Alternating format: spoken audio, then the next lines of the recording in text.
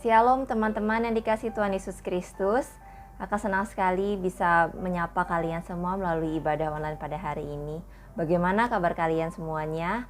Kakak harap kita semuanya dalam keadaan yang sehat, tidak kurang satu apapun. Sekalipun mungkin di antara teman-teman ada yang sedang sakit atau sedang mengalami problem, tapi kakak percaya di dalam nama Tuhan Yesus kita beroleh kekuatan, kita beroleh sukacita dan damai sejahtera. Mari teman-teman, kita akan menundukkan kepala kita mau mempersiapkan hati kita untuk beribadah. Mari kita berdoa. Allah Bapa yang bertata dalam kerajaan sorga, kami berterima kasih untuk kebaikan yang telah Tuhan anugerahkan kepada kami dan juga keluarga kami sampai pada hari ini. Terima kasih untuk nafas kehidupan, terima kasih untuk kesehatan, terima kasih untuk segala karunia yang Tuhan telah berikan kepada kami. Kami mau terus mengucap syukur dengan mulut kami dan kami mau meninggikan nama-Mu melalui puji-pujian dan penyembahan kami. Tuhan, saat ini kami akan siap untuk beribadah. Kiranya Tuhan yang memimpin ibadah ini dari awal hingga akhirnya. Tuhan yang berbicara kepada kami melalui firman-Mu. Dan Tuhan yang bersekutu bersama dengan kami. Dan kami akan terus meninggikan dan memuliakan nama-Mu melalui pujian dan penyembahan kami. Terimalah puji-pujian kami ya Tuhan. Dan terimalah hati, jiwa dan roh kami pada saat ini yang datang kepadamu untuk beribadah. Terima kasih Tuhan Yesus yang baik, di dalam nama-Mu kami mengucap syukur. Haleluya. Amin. Teman-teman, begitu amat luar biasa Tuhan memelihara kehidupan kita hari lepas hari, bahkan Tuhan juga memelihara kehidupan bangsa dan negara kita ya teman-teman. Apa yang boleh kita nikmati sampai hari ini betul-betul semuanya karena pemberian Tuhan. Mari kita nyanyikan pujian yang berjudul Betapa Kita Tidak Bersyukur sebagai ungkapan terima kasih kita kepada Tuhan kita yang baik. Betapa kita tidak bersyukur, bertanah air kaya dan subur, lautnya luas, gunungnya megah, menghijau padang, bukit dan lembah. Itu semua berkat karunia Allah yang agung maha kuasa. Itu semua berkat karunia Allah yang agung maha kuasa.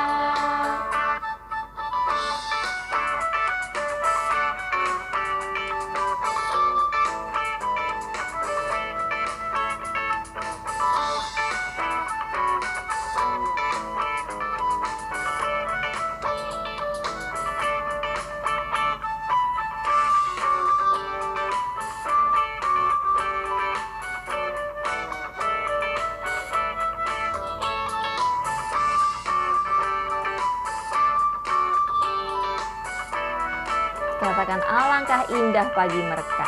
Alangkah indah pagi mereka, bermandi cahaya surya dan cerah.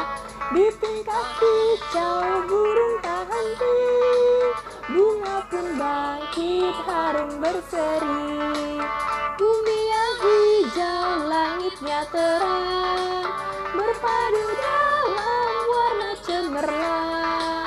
Indah jelita, damai dan teduh, persada cipta, jaya dan teguh. Itu semua berkat karunia Allah yang agung maha kuasa.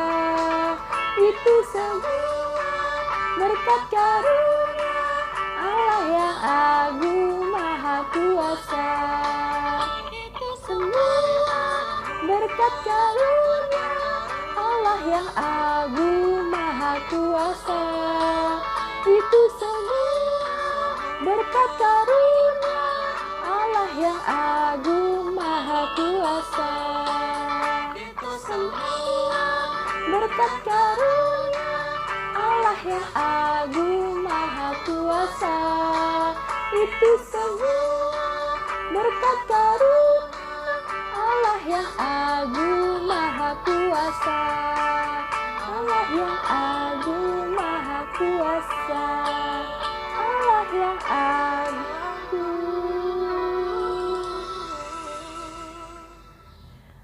maha kuasa.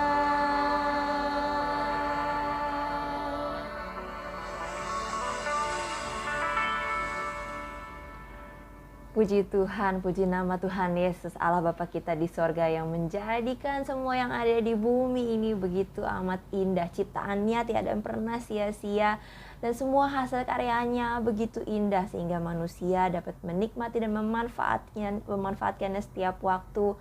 Sehingga kita juga beroleh kehidupan yang penuh dengan berkat dan juga sejahtera. Mari teman-teman, kita akan sekali lagi menyembah nama Tuhan. Sebelum kita memulai perenungan firman Tuhan, kita akan naikkan satu pujian yang indah yang berjudul Bila Ku Pandang Hasil Karyamu. Saat kita mengingat dan memandang semua hasil karya Tuhan dalam hidup kita, keluarga kita sangat bersyukur. Bila ku pandang hasil karyamu, gunung dan lembah yang menghijau, di sanalah aku bertemu denganmu, Yesus Tuhanku. Hening dan sejuk sekelilingku, burung bernyanyi memuji Engkau. Di sanalah aku rasakan kebesaran dan keagungan-Mu.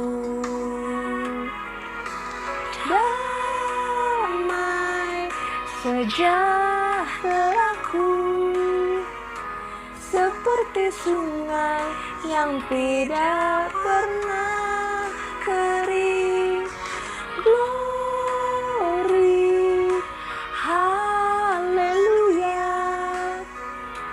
Ku sembah Kau Yesus, ku sembah Kau.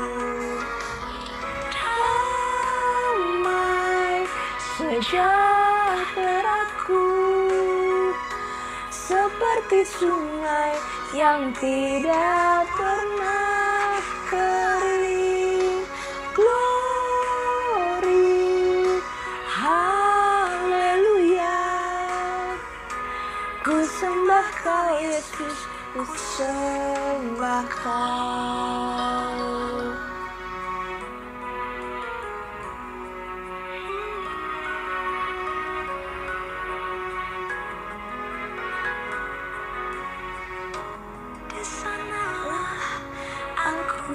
Bertemu denganmu, Yesus Tuhanku. Damai sejahteraku seperti sungai yang tidak pernah kering. Glory, haleluya. Ku sembah Kau Yesus, ku sembah Kau.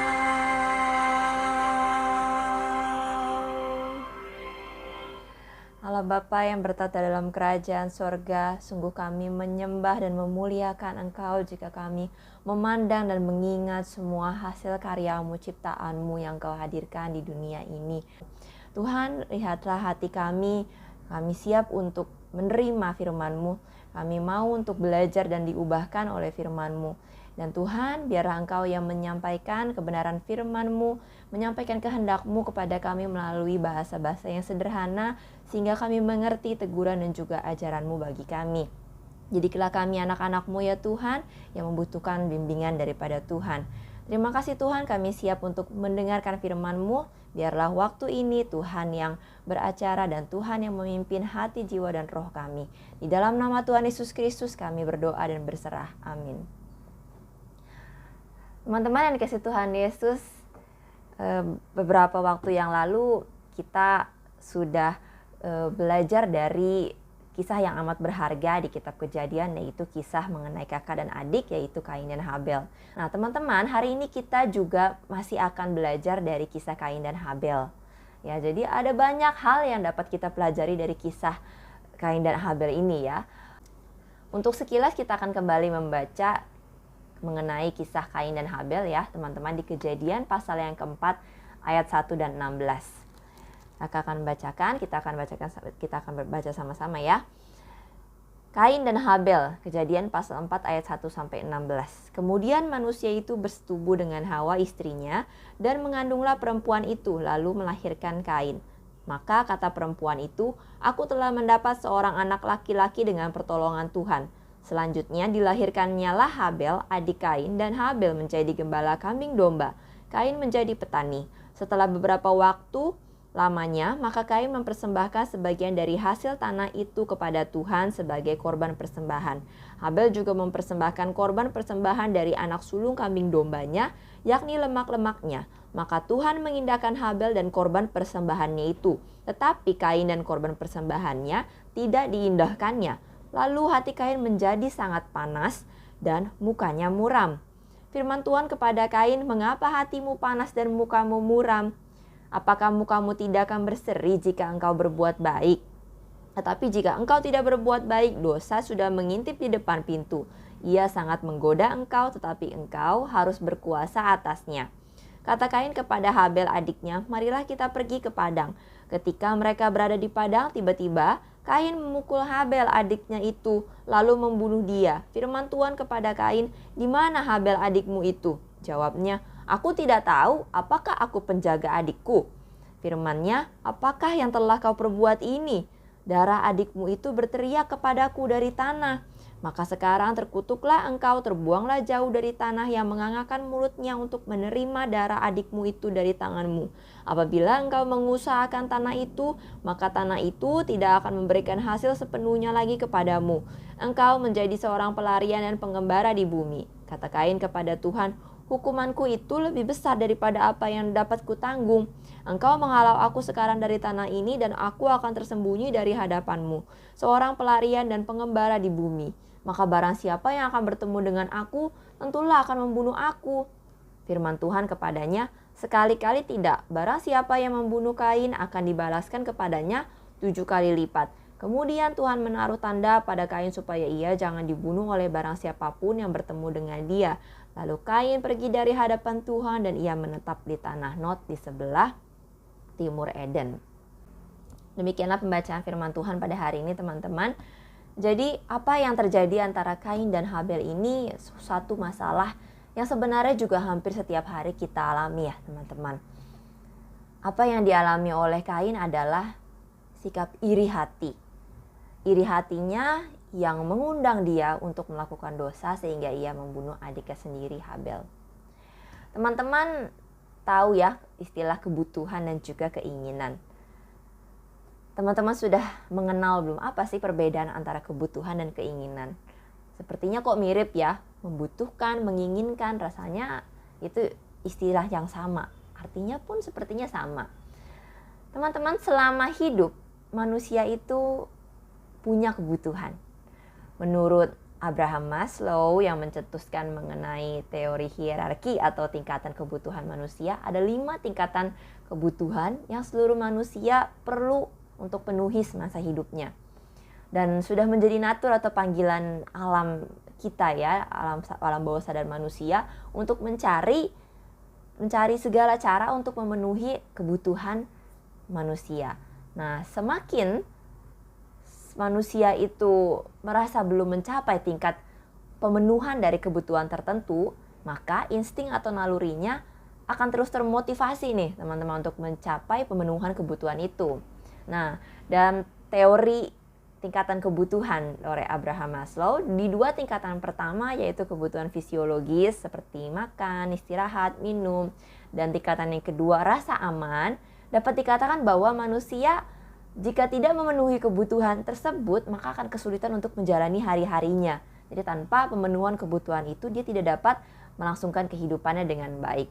Jadi kebutuhan atau dalam bahasa Inggris dikatakan sebagai needs adalah sesuatu yang harus manusia penuhi atau miliki demi kelangsungan hidupnya atau pencapaian hidup dan kebahagiaan hidupnya.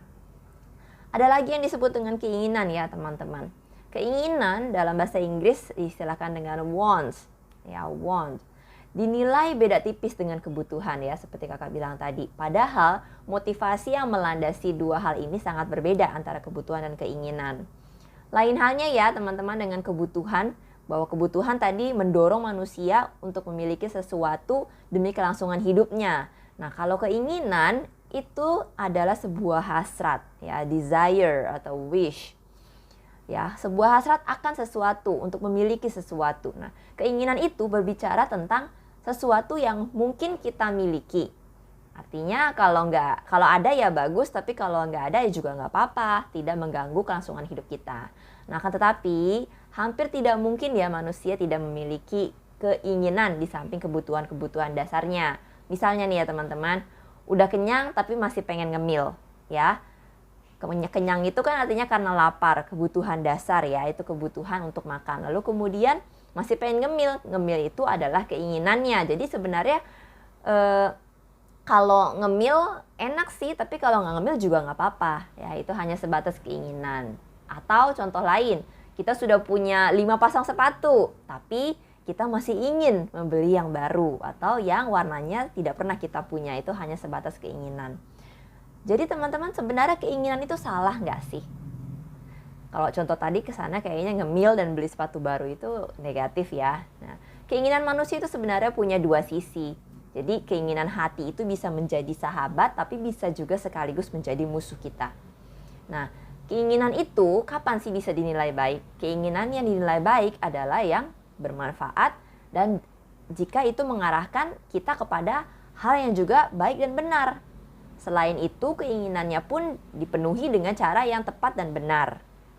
Nah, kadang-kadang keinginan kita itu yang muncul tanpa sadar, entah itu keinginan baik atau keinginan jahat ya. Keinginan jahat itu misalnya sesuatu yang mendatangkan dosa atau mendatangkan kecelakaan, muncul tanpa sadar, tapi kemudian apa yang membuat kemudian keinginan tersebut terpenuhi dengan cara yang salah? Ya, karena respon kita terhadap keinginan tersebut. Nah, kita punya sebuah contoh ya. Hari ini kita mau bahas seorang atlet dalam sebuah perlombaan. Ada seorang atlet yang sudah berhasil memenangkan satu perlombaan. Kemudian setelah menang satu kali, dia pengen supaya bisa menang lagi di lomba-lomba yang berikutnya. Artinya pengen jadi juara bertahan. Dan menjadi tidak terkalahkan oleh atlet manapun juga. Nah, pada mulanya atlet ini memakai cara yang benar teman-teman. Cara yang benar untuk memenuhi hasrat keinginannya untuk menang terus. Apa cara yang benarnya? Berlatih dengan gigih, menjaga pola hidup yang sehat, tidak malas, kemudian fokus melatih skill-skillnya. Tapi kemudian satu kali saat dia menjalani perlombaan yang berikutnya, ia kalah saat itu ya dari atlet yang lain. Kali ini dia punya keinginan untuk memenangkan perlombaan yang selanjutnya. Jadi tetap punya keinginan untuk memenangkan lomba. Akan tetapi yang keliru adalah caranya, cara untuk memenangkan atau cara untuk memenuhi keinginannya itu, ya. Kali ini dia memenuhi keinginan untuk menang itu dengan cara memakai doping atau obat-obatan yang ilegal untuk menambahkan stamina dia tentunya ya. Terus kemudian melakukan tindakan ilegal seperti mencederai lawannya, lalu kemudian menyogok panitia atau menjatuhkan mental lawannya itu di perlombaan, sehingga dia yakin dia bisa menang kalau dengan cara-cara itu. Demi memenuhi keinginannya menang lomba yang berikutnya, dia melakukan hal-hal itu. Nah, keinginannya memang sebenarnya baik, tapi direspon dengan cara yang salah, sehingga itu yang membuat sang atlet menjadi seseorang yang ambisius, terus kemudian dia terjerumus obat ilegal, punya iri hati kepada atlet-atlet yang lain, bahkan kebencian kepada lawannya. Nah, kisah Kain dan Habel yang tadi kita baca memberi contoh kepada kita mengenai keinginan. Dikatakan tadi di firman Tuhan, Tuhan mengindahkan Habel dan juga korban persembahannya Habel, adiknya Kain. Tapi Kain dan korban persembahan Kain tidak diindahkan Tuhan. Ya, akhirnya Kain melihat Habel adiknya kok lebih diberkati hidupnya ya, karena manusia yang diindahkan Tuhan sudah tentu hidupnya damai sejahtera, teman-teman. Ya, kemudian apa yang ia lalui dalam semasa hidupnya pasti dituntun oleh Tuhan ya, penuh dengan damai sejahtera dan diberkati karena Habel berkenan di mata Tuhan. Nah, pada momen ini teman-teman, Timbullah keinginan dalam hati Kain. Ia juga menginginkan apa yang adiknya itu miliki, yaitu berkat Tuhan. Kain ingin diindahkan juga oleh Tuhan ya. Kain ingin juga hidupnya penuh berkat. Kain ingin hidupnya penuh dengan damai sejahtera. Kain ingin persembahannya juga diterima oleh Tuhan. Kain ingin dihargai oleh Tuhan dan Kain juga ingin dihargai oleh adiknya.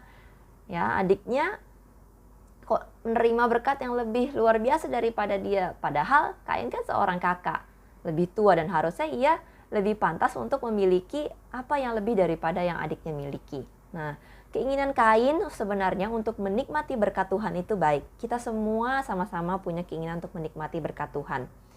Akan tetapi, respon Kain terhadap keinginannya itu salah. Ya, keinginan Kain pada akhirnya membuahkan yang namanya iri hati. Bertrand Russell, seorang filsuf dan peraih hadiah Nobel sastra, mengatakan bahwa iri hati adalah salah satu penyebab utama dari ketidakbahagiaan. Orang yang iri hati itu bukan hanya menyebabkan ketidakbahagiaan bagi dirinya sendiri, melainkan juga menyebabkan ketidakbahagiaan bagi orang lain. Ya, bahkan menyebabkan kemalangan ya untuk orang lain. Kemudian orang yang iri hati itu memelihara kebencian yang disebabkan karena orang lain memiliki sesuatu yang tidak dimilikinya. Dan ia menginginkan bagi dirinya sendiri. Pada kasus Kain dan Habel, Kain iri kepada Habel karena Habel dan korban persembahannya diindahkan Tuhan. Kain iri karena hidup Habel lebih baik diberkati Tuhan. Dan karena iri hati ini Kain akhirnya membenci adiknya sendiri lalu membunuh Habel. Kain pikir dia akan menerima berkat atau bagian Habel karena Habel telah mati. Tapi ternyata yang ada Kain malah hidup dikutuk oleh Tuhan. Dan lebih berbahaya lagi teman-teman, iri hati ini bisa menular. Jadi misalnya ada seseorang yang iri hati, kemudian dia menyebarkan ujaran kebencian atau pandangannya kepada teman-teman sekelompoknya. Otomatis teman-temannya akan menyerap berita dan pandangan yang sama dari orang iri hati ini, kemudian berpotensi untuk menjadi iri hati juga kepada orang yang dibicarakan. Lalu bagaimana teman-teman supaya kita sebagai anak-anak Tuhan terbebas dari virus iri hati ini? Kita anggap iri hati ini virus ya, virus. Karena bisa menular, bisa menjangkit siapapun sekalipun kita anak Tuhan. Nah, jadi ada dua kombinasi vaksin dari Tuhan yang bisa mencegah kita terjangkit sakit hati, iri hati ini ya, penyakit iri hati. Yang pertama adalah peliharalah sukacita setiap waktu, teman-teman. Pelihara sukacita setiap waktu. Tadi dikatakan bahwa iri hati itu penyebab atau sumber ketidakbahagiaan. Bahkan bisa mendatangkan ketidakbahagiaan bagi orang lain. Jadi teman-teman, hubungan kita dengan Tuhan itu bisa rusak. Bahkan hubungan kita dengan sesama kita pun bisa rusak karena iri hati, ya. Karena perselisihan akibat iri hati. Jadi mari kita periksa kebiasaan kita, teman-teman, sehari-hari. Kalau kita masih suka bertengkar, kita masih suka bersungut-sungut, kita masih suka marah sama keluarga kita, sama orang tua kita, teman-teman kita, atau kita senang ngelihat orang lain itu bertengkar, senang lihat orang lain itu saling berkelahi, berselisih, saling memaki, maka itu tandanya kita sudah kehilangan sukacita dalam hati kita. Saat Kain kehilangan sukacita pada hari-harinya, Kain tidak bisa menjalani harinya dengan damai, ya. Sekalipun Kain bekerja, memberikan korban persembahan kepada Tuhan, Kain melakukannya dengan hati yang panas dan muka yang muram. Dan Tuhan melihat itu, ya, sikap hatinya yang tidak baik. Lalu apa tanda orang bersuka cita? Hati yang gembira dan juga muka yang berseri. Karena kehilangan sukacita, maka respon Kain terhadap keinginannya untuk mendapatkan berkat menjadi bersungut-sungut, ya. Alih-alih dia memperbaiki sikap hatinya di hadapan Tuhan, malahan Kain memilih untuk membiarkan marah atau dosa itu menguasai hatinya. Teman-teman, setiap hari kita diperhadapkan ya dengan pilihan untuk mewujudkan keinginan kita atau tidak. Entah itu keinginan yang baik, entah itu keinginan yang membawa kepada dosa, kita punya pilihan itu, ya. Manusia bisa memilih dan berhak memilih mau mewujudkan keinginannya atau tidak. Nah, iri hati ini adalah penyakit hati, ya. Jadi kita harus menguatkan hati kita, memberi vaksin pada hati kita dengan sukacita, ya, memberikan sukacita kepada hati kita supaya tidak ada penyakit hati itu. Nah, saat hati kita penuh dengan sukacita ya teman-teman, maka respon yang akan kita pilih adalah respon untuk mewujudkan hanya keinginan yang baik. Ya, keinginan yang baik, yang berkenan di mata Tuhan, yang benar, dan dengan cara yang benar juga. Jadi saat hati kita penuh sukacita, diperhadapkan pada keinginan yang salah atau benar, tentu kita akan meresponi dengan memilih keinginan yang baik yang hanya berkenan kepada Tuhan. Karena orang yang penuh dengan sukacita pasti menginginkan situasi atau suasana yang penuh dengan sukacita juga, tidak mau ada perselisihan dan keributan. Ya, dan orang yang penuh dengan sukacita itu akan selalu punya perasaan cukup. Punya perasaan cukup dan bersyukur, teman-teman. Sehingga tidak ada kesempatan bagi orang yang bersukacita untuk iri hati, bahkan menginginkan milik orang lain karena apa yang ia miliki itu sudah cukup. Apa yang kita miliki itu sudah cukup, tidak perlu lagi yang lain. Dan apa yang kita miliki itu kita terima dengan ucapan syukur kepada Tuhan. Dan setiap manusia, teman-teman, semua punya bagian berkatnya masing-masing. Sudah ditentukan oleh Allah, kamu berkatnya A, saya berkatnya B, jadi tidak akan pernah tertukar.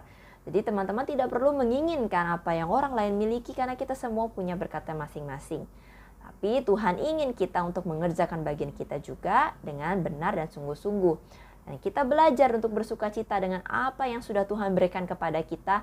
Dan dalam hati kita katakan, terima kasih Tuhan. Ya, mulut kita juga berkata, terima kasih Tuhan. Jadi jangan iri hati. Lalu bagaimana nih caranya supaya kita bisa setiap hari memenuhi hati kita dengan sukacita? Apalagi ya teman-teman, tantangan dalam kehidupan kita itu baik yang bersekolah, bekerja dan lain sebagainya. Semua punya masalahnya masing-masing. Tapi bagaimana Tuhan mau kita supaya bersukacita tiap hari di tengah kehidupan yang penuh masalah ini? Ya, cara yang paling efektif adalah selalu dekat kepada sumber sukacita yang sejati. Siapa itu? Tuhan Yesus. Jadi saat kita mampu untuk memelihara hubungan kita dengan Tuhan, kita dekat setiap waktu dengan Tuhan, kita mengenal Tuhan kita, sang sumber sukacita yang sejati itu, maka kita tidak akan pernah kehabisan sukacita ya. Kayak pujian yang tadi kita nyanyikan, damai sejahtera terus mengalir dalam hati kita. Ada sukacita yang terus mengalir, yang terus terisi dalam hati kita. Jadi sekalipun masalah, kita down, kita capek, kita sakit dan lain sebagainya, tapi Tuhan refill terus sukacita itu saat kita dekat terus dengan Tuhan. Ya, karena roh yang daripada Tuhan akan berdiam dalam diri kita, dalam hati kita, sehingga mau ada tantangan apapun kayak yang berat ataupun yang menekan kita, kita akan selalu ingat bahwa sang sumber sukacita yang sejati itu ada bersama dengan kita. Nah, hal yang perlu digarisbawahi teman-teman, kata sukacita itu kairo, ya. Memiliki pengertian yang bukan sukacita happy-happy atau hedon yang kayak manusia kenal. Kalau saat situasi menyenangkan kita ikut happy, tapi kalau situasi tidak menyenangkan kita tidak happy. Sukacita itu beda ya. Sukacita itu datangnya dari dalam hati. Datangnya dari dalam karena situasi yang menyenangkan atau kondisi yang menyenangkan itu tidak semata-mata menentukan sukacita kita, tapi sukacita kita sudah otomatis ada dalam hati kita. Ya, sukacitanya didapat bukan dari luar, tapi dari dalam hati yang berasal dari Tuhan, sang sumber sukacita yang sejati. Nah, Tuhan adalah sumber sukacita yang tidak terpengaruh oleh kondisi luar dan tidak akan dapat dirampas oleh siapapun sehingga kita dapat terbebas dari virus iri hati itu. Dalam Roma 15 ayat 13 dikatakan, semoga Allah sumber pengharapan memenuhi kamu dengan segala sukacita dan damai sejahtera dalam iman kamu supaya oleh kekuatan Roh Kudus kamu berlimpah-limpah dalam pengharapan. Lalu kombinasi vaksin yang kedua adalah tumbuhkanlah kasih dalam hubungan sesama. Ya, Kain dalam kasus pembunuhan yang dilakukan oleh Kain kepada Habel, ya, telah gagal untuk memelihara kasih kepada Habel adiknya dan juga kepada Allah. Ketika Allah bertanya kepada Kain, di mana Habel adikmu? Apa jawab Kain tadi? Aku tidak tahu, apakah aku penjaga adikku? Nah, jawaban Kain ini menunjukkan bahwa ia telah kehilangan kasihnya, kasih kepada Allah dan juga kepada adiknya. Jawaban tidak tahu, kan misalnya teman-teman ditanya ya sama orang tua kalian, tanya sama mama, tadi di mana naruh gelasnya? Tahu. Nah gitu ya, jawabannya Tidak tahu. Begitu Allah tanya sama Kain, di mana adikmu? Tidak tahu, nggak tahu. Ya, itu jawaban yang tidak pantas. Ya, jawabannya tidak pantas, terlebih-lebih kepada Allah.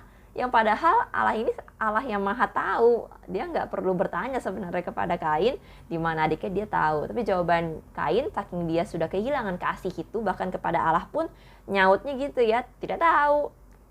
Lalu kemudian, apakah aku penjaga adikku, katanya. Ya tentu saja ya, Kain harus menjadi penjaga adiknya. Masih ingat ya kisah beberapa pekan yang lalu mengenai Bridger, seorang anak laki-laki berumur 9 tahun yang menyelamatkan adiknya dari serangan anjing ganas. Ya, itulah tugas kakak kepada adiknya untuk menjaga. Tapi jawaban Kain kepada Tuhan, apakah aku penjaga adikku? Ya, artinya Kain sudah tidak menaruh belas kasih kepada adiknya ya, karena Kain sudah terjangkit virus iri hati dalam hatinya itu, sehingga hatinya sudah rusak dan juga kotor. Dan ia hanya mementingkan dirinya sendiri, bahkan ia berbuat jahat. Dalam Yakobus 3 ayat 16 dikatakan, sebab di mana ada iri hati dan mementingkan diri sendiri, di situ ada kekacauan dan segala macam perbuatan jahat. Ya, iri hati menjadi sumber dari perbuatan jahat. Nah, oleh sebab itu, hendaknya kita memenuhi hati kita juga dengan kasih. Sehingga tidak ada tempat di dalam ruang hati kita untuk iri hati menguasai diri kita. Dalam Yakobus 4 ayat 2 dikatakan, kamu mengingini sesuatu tapi kamu tidak memperolehnya. Lalu kamu membunuh, kamu iri hati, tetapi kamu tidak mencapai tujuanmu. Lalu kamu bertengkar dan kamu berkelahi. Kamu tidak memperoleh apa-apa karena kamu tidak berdoa. Berdoalah kepada Tuhan ya teman-teman, agar kasih Tuhan menetap dan memenuhi hati kita. Kenapa sepenting itu berdoa kepada Tuhan agar kita beroleh kasih? Karena itu yang Tuhan kehendaki. Teman-teman masih ingat apa dua hukum terutama dari Allah kepada manusia? Ya betul, kasihilah ya.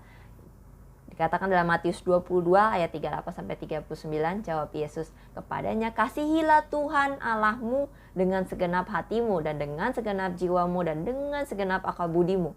Itulah hukum yang terutama dan yang pertama. Dan hukum yang kedua yang sama dengan itu ialah kasihilah sesamamu. Kasihilah sesama manusia seperti dirimu sendiri. Jadi kalau ditanya kenapa harus mengasihi, ya karena itu yang Tuhan kehendaki untuk manusia lakukan. Mengasihi Allah dan juga saling mengasihi dengan sesama. Teman-teman, kasih itu adalah obat dari segala macam sakit penyakit. Terutama penyakit hati ya. Karena ada orang yang sakit-sakitan karena penyakit hati. Karena dia marah, karena dia dengki, karena dia menyimpan iri hati, karena ia menyimpan kebencian, dendam, dan lain sebagainya. Ya, tapi kemudian saat ia melepaskan kemarahannya, iri hatinya, sakit hatinya, kebenciannya, ia menjadi sembuh. Ya, karena hatinya pulih berkat kasih itu ya. Selain hatinya pun pulih, ia dapat berdamai dengan dirinya sendiri, ia juga dapat berdamai dengan orang di sekitarnya dan juga dapat berdamai dengan Tuhan. Jadi saat kita sedang mengalami ketidakdamaian dalam hati kita, kita marah sama orang, kita benci sama orang, kita kesel sama orang yang menjahati kita, selalu masukkan kasih ya. Ingat, kasih, kasihilah Allahmu, kasihilah sesamamu seperti mengasihi dirimu sendiri. Karena apa teman-teman? Hubungan kita dengan Allah, hubungan kita dengan Tuhan tidak akan bisa menjadi harmonis dan berbahagia kalau tidak ada kasih itu. Dan tidak mungkin ya seseorang bisa bilang ia berbahagia, ia happy, tapi dalam hatinya ia juga membenci. Jadi tidak mungkin juga dari hati yang sama seseorang mengasihi Tuhan dan mengasihi Tuhan tapi dia membenci sesamanya. Tidak mungkin ya. Artinya di situ masih ada yang belum beres dalam hatinya. Dan gara-gara penyakit hati pun ya teman-teman, orang ini gampang banget marah. Gampang marah, gampang bertengkar ya. Karena ada istilah, teman-teman pernah dengar nggak? Duh, gue situasinya lagi kacau, senggol bacok. Gitu ya. Artinya lo senggol, gue bacok. Itu nggak ada damai di hatinya ya. Orang salah sedikit dia ngamuk. Orang ngomong apa salah sedikit dia emosi ya. Maka dari itu teman-teman, kalau kita mau punya hubungan yang damai dengan kakak adik, dengan orang tua, dengan teman, dengan lawan atau pesaing kita dalam kompetisi kita, bahkan dengan orang yang lebih memiliki segalanya daripada kita, ayo kita tumbuhkan kasih sejati dari Allah. Dikatakan dalam 1 Korintus 13 ayat yang keempat, kasih itu sabar, kasih itu murah hati, kasih itu ia tidak cemburu, ia tidak membanggakan diri dan tidak sombong. Ya. Kasih dari Allah akan memudahkan kita serta memampukan kita untuk menjadi seseorang yang murah hati, yang sabar, ya, yang mampu untuk menjalin persahabatan dan menjauhkan iri hati daripada hati kita yang bersih. Jadi teman-teman yang kasih Tuhan Yesus Kristus, mari mulai sekarang kita menjaga hati kita. Kita memberikan vaksinasi kepada hati kita dengan sukacita dan juga kasih dari Allah Bapa di sorga. Jangan lagi iri hati, apapun yang orang lain miliki, itu adalah berkat daripada Tuhan untuk mereka. Dan kita punya PR untuk selalu bersyukur atas segala berkat yang Tuhan telah titipkan kepada kita. Jadi, mari kita sibukkan setiap hari dengan ucapan syukur, dengan hati yang penuh sukacita dan juga penuh dengan kasih Allah. Sehingga apapun yang kita lakukan, apapun yang kita ucapkan, semuanya berkenan kepada Tuhan dan memuliakan nama Tuhan. Dan orang sekitar kita boleh melihat kemuliaan Tuhan melalui kita. Jadi, mari vaksin anti iri hati. Pada kesempatan ini kita akan kembali memuji Tuhan. Kita akan menaikkan pujian yang indah tadi yang berjudul Bila Kupandang.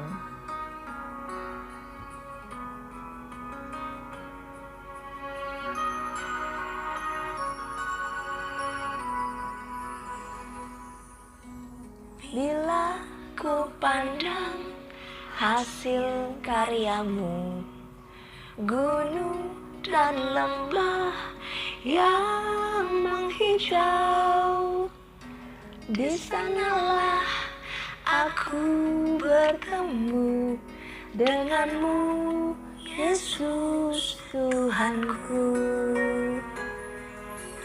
Hening dan sejuk sekelilingku, burung bernyanyi memuji Engkau.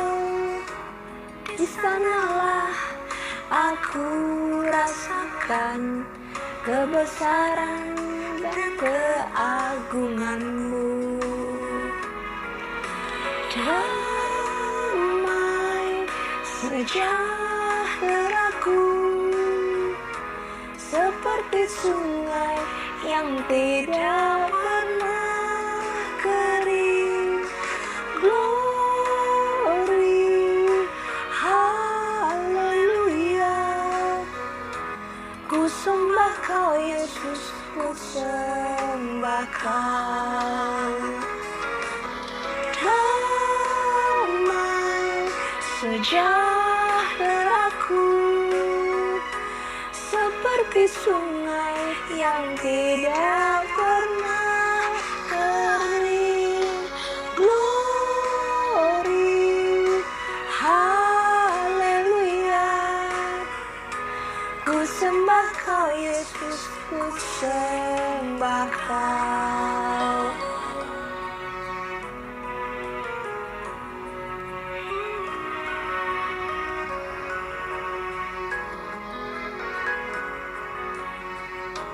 Di sanalah aku bertemu denganmu, Yesus Tuhanku. Damai sejahteraku seperti sungai yang tidak pernah kering. Glory, haleluya. Ku sembah Kau Yesus, ku sembah Kau.